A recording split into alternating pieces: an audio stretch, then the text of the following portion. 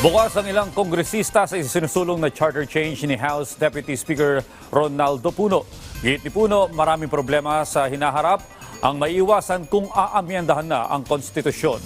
Nagpabalik si Mel Moras. Binigyang diin ni House Deputy Speaker Ronaldo Puno na may ilang bahagi ng konstitusyon na dapat nang baguhin. Isa na riyan ang salitang forthwith na matunog ngayon dahil sa impeachment case laban kay Vice President Sara Duterte. Ayon kay Puno, napapanahon na talaga para magkaroon ng charter change at pinakamainam anyang gawin ito sa pamamagitan ng Constitutional Convention. Bakit Constitutional Convention at hindi Constituent Assembly katulad ng mga panukala ng iba naming mga kasama dito sa Kamara? Ang Constituent Assembly, dagdag trabaho sa congressman at sa senador. Naisip namin mag-Constitutional Convention na tayo. At diyan siguro ay maaari tayong kumuha ng mga bagong mga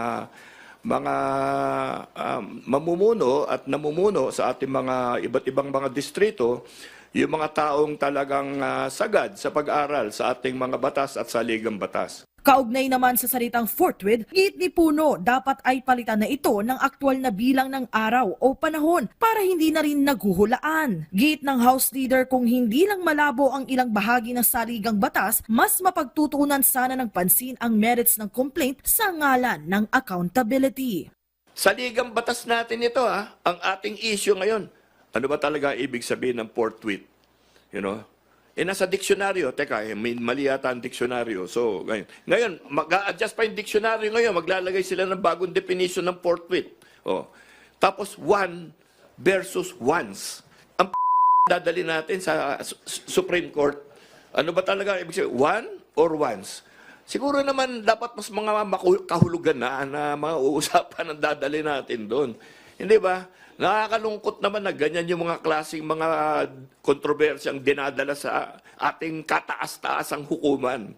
Sa ngayon, nakikipag-usap na rin si Puno sa iba pang mambabatas para makalikom ng suporta para sa CONCON. Ang ilang kongresista bukas naman para rito. I think maganda mapag-usapan din po talaga yung mga talaga conflicting provisions, no? Not necessarily to undertake whichever form, no? Constituent Assembly, Constitutional Convention, no?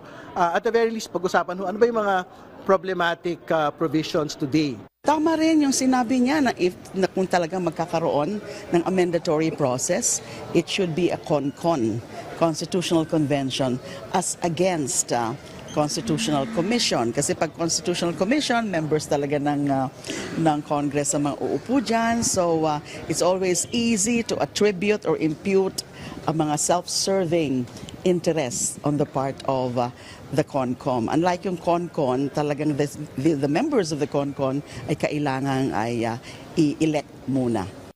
Una nang tiniyak ng liderato ng Kamara na bawat panukala at resolusyong isinusulong nila para rin sa kapakanan ng ating mga kababayan.